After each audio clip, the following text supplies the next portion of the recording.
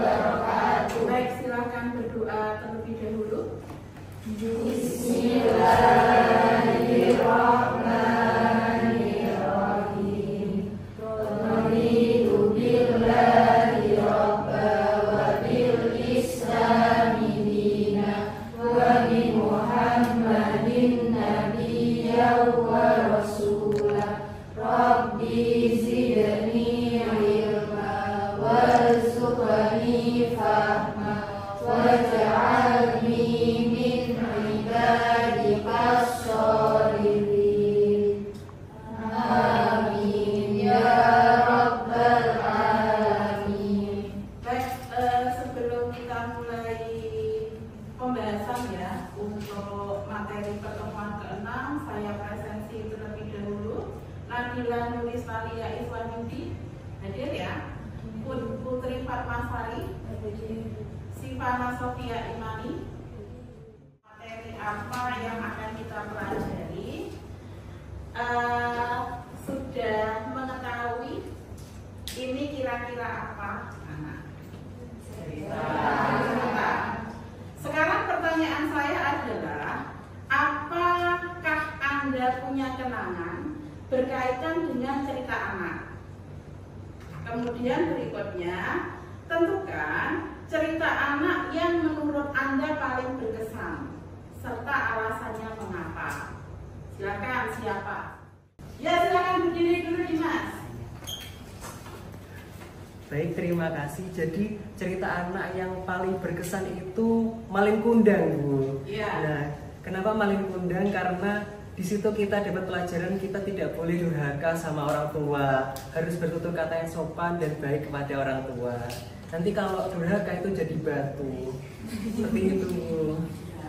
Baik, terima kasih untuk Dimas. Satu lagi ya. Jadi cerita anak yang menurut saya berkesan dalam hidup saya itu ada cerita Sang Kuryang, Bu. Jadi di situ menceritakan bahwa ada seorang anak yang mencintai ibunya sendiri karena masa lalu yang dia tidak tahu bahwa yang dicintai itu adalah ibunya sendiri. Jadi pelajaran yang dapat saya ambil, kita harus lebih berhati-hati dalam mengenal seseorang agar tidak ada hal yang mencelakai pada diri kita sendiri. Baik, terima kasih ya, kita apresiasi. Seperti yang sudah Anda sampaikan sebelumnya tadi ya, sastra anak memang tidak hanya sebatas ya berbicara tentang unsur hiburan, tetapi dia memuat unsur edukatif. Yang di sana para pembaca ya atau anak-anak itu bisa belajar banyak hal. Mulai dari misalnya kognitif, emosional, sampai dengan pendidikan karakter.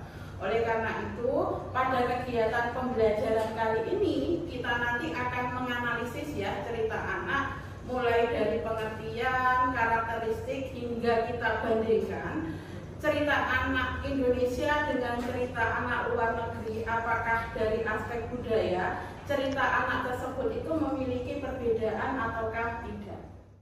Sekarang tugas Anda secara berkelompok ya, bentuklah kelompok 4-5 orang.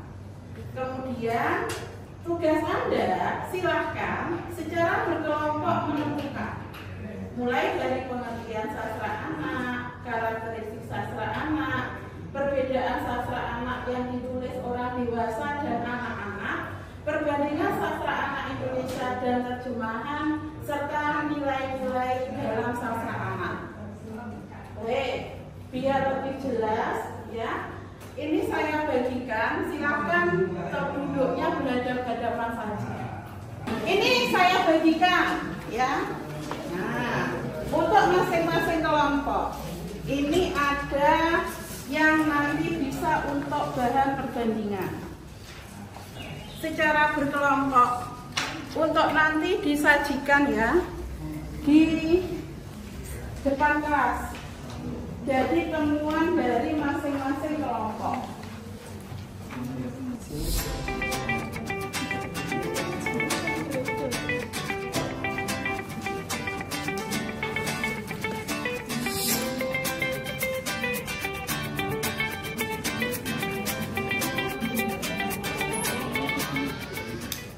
Sudah selesai.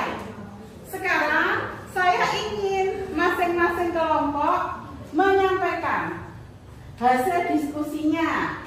Saya ingin kelompok mana dulu yang mau membahas tentang hakikat sastra anak tadi? Ayo, kelompoknya siapa tadi? Mbak Ami Patus ya? Ya, silakan. Sastra anak adalah sastra yang ditujukan untuk anak-anak dan baik itu ditulis oleh orang dewasa maupun anak-anak. Biasanya konfliknya itu ringan dan mudah dipahami bahasanya. Baik, kita berikan apresiasi ya.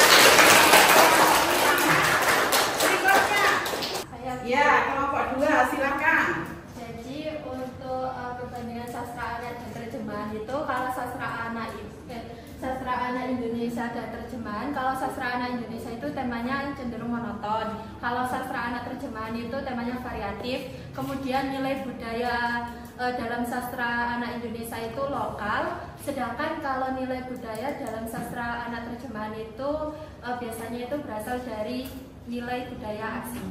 Ya, baik, terima kasih ya. Kita berikan apresiasi untuk kelompok 2. Berikutnya untuk perbandingan sastra anak yang ditulis oleh anak-anak dengan sastra anak yang ditulis oleh orang dewasa. Silakan. Jadi perbedaan antara sastra anak ditulis oleh anak-anak dan ditulis oleh dewasa itu, jika sastra anak biasanya cenderung sederhana dan mudah dipahami. Untuk sastra dewasa mungkin biasanya lebih rumit untuk dipahami. Kemudian sastra anak alur dan konfliknya itu lebih sederhana juga. Kemudian untuk sastra yang ditulis oleh orang dewasa itu konfliknya kadang rumit untuk dipahami. Oke. Baik, kita berikan apresiasi. Kita nanti akan mendapatkan kalau dunia cerita anak itu nanti bisa kita telusuri itu setidaknya dari 3 aspek penting, dari karakteristik, bentuk, dan perkembangan. Kita berbicara karakter sastra anak, maka kemudian kita dapatkan, oh ternyata setidaknya itu ada 4 karakteristik. Tadi sudah disampaikan oleh kelompok pertama ya, mulai dari adanya tadi bahasanya sederhana. Temanya itu nanti lebih banyak, itu tema-tema yang memberikan motivasi kepada anak. Kemudian berikutnya konfliknya itu juga sederhana. Berdasarkan diskusi tadi ya, Anda dapatkan kalau ciri khas sastra anak itu bisa dilihat dari 3 aspek penting. Yaitu yang pertama adanya unsur pasangan. Kalau di dalam sastra anak ini memang tidak boleh mengangkat hal-hal mulai dari tema seks, dendam, kemudian kekejaman, prasangka buruk. Tujuannya sebenarnya hanya satu, agar nanti tetap dalam koridor aman, tidak ada yang nanti dapat mengganggu tumbuh kembang kepribadian anak. Kemudian yang kedua, penyampaiannya tentu saja secara langsung. Kalau tadi Anda sudah menemukan deskripsinya singkat-singkat. Mengapa singkat-singkat? Karena kemampuan berbahasa anak itu tidak sekompleks orang dewasa. Pasti nanti tadi sudah Anda dapatkan namaku Dimas, namaku Devi. Pagi tadi aku bangun. Dan runtutan ceritanya itu biasanya lebih detail. Mulai dari bangun tidur sampai dengan berangkat ke sekolah itu disampaikan secara berurutan. Hal ini mungkin bagi anak-anak penting, sedangkan bagi orang dewasa itu tidak. Pada sastra anak yang ditulis oleh anak-anak, Anda bisa temukan bangun tidur biasanya apa yang dilakukan. Kalau orang dewasa kan tidak, ya udah bangun tidur langsung berangkat kerja. Proses bangun tidur sampai berangkat kerja tidak disampaikan secara detail. Dan bagi yang terpenting, ya, kalau kita berbicara sastra itu ada unsur do's and util, maka di sini sastra anak ada unsur fungsi terapan. Di sana memuat nilai-nilai atau informasi yang nanti dapat dimanfaatkan untuk sarana pembinaan karakter anak. Baik, tadi sudah kita diskusikan ya secara detail berkaitan dengan analisis sastra anak.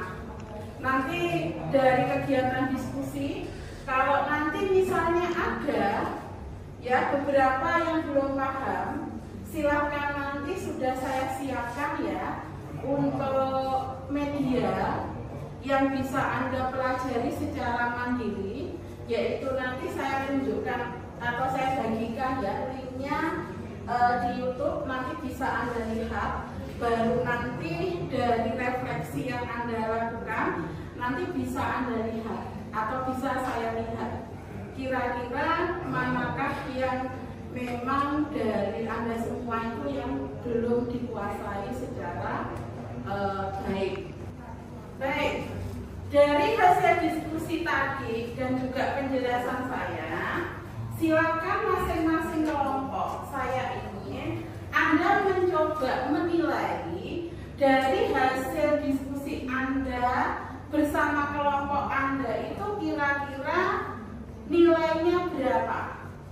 Jadi di sini ini sudah ada patokan ya. Oh misalnya ketika Anda tadi merumuskan pengertian sastra anak, bisa menyajikan definisi lengkap, akurat, ataukah tidak? Skornya nanti berapa? Nanti kelompok Anda bisa merumuskan berapa? Nanti pada bagian akhir, nah di sini skor maksimalnya 28. Berarti untuk penilaiannya nanti skor yang didapat ya dibagi dengan, bentar ya. Nah, nanti nilainya itu di sini. Nah, skor yang didapat misalnya 26 dibagi 28 kali 100. Ini adalah nilai Anda. Nanti hasilnya dikumpulkan untuk saya lihat. Sebelum kita akhiri, saya rasa ini juga penting.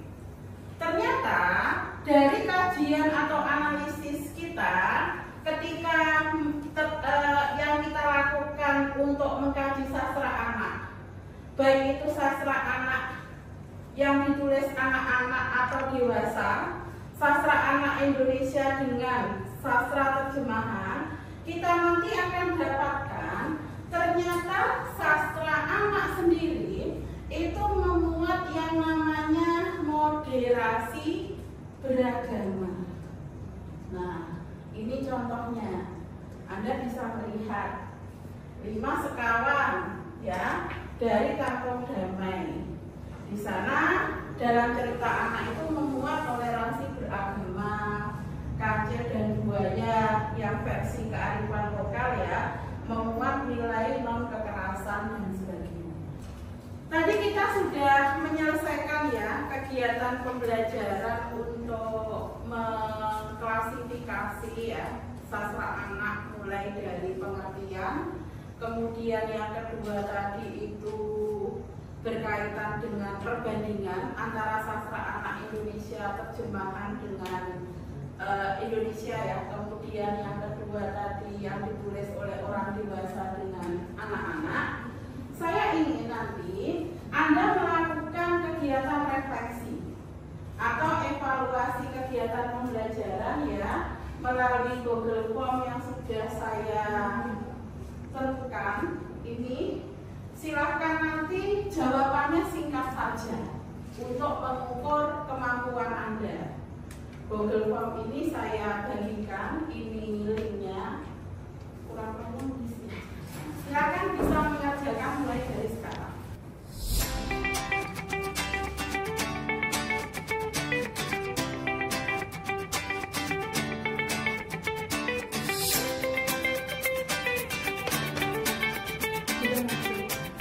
Sudah selesai ya perkuliahan kita, dan tadi sudah saya simpulkan memang dunia sastra anak itu selalu menarik untuk kita telusuri secara lebih lanjut.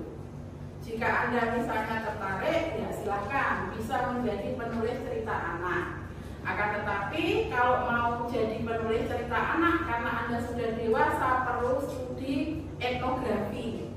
Karena kehidupan anak-anak zaman Anda dengan anak-anak sekarang itu nanti berbeda. Agar cerita yang diceritakan itu mendekati dengan kenyataan. Jadi itu. Kemudian selain itu jangan melupakan kalau dalam sastra anak nilai itu bagian yang sangat ditonjolkan. Jadi upayakan untuk hal-hal yang seharusnya tidak muncul dari sastra anak yang Anda tuliskan tidak dihadirkan. Sebelum kita akhiri, mari kita berdoa bersama-sama ya dengan doa akhir majelis, diakhiri dengan salam. Bismillahirrahmanirrahim.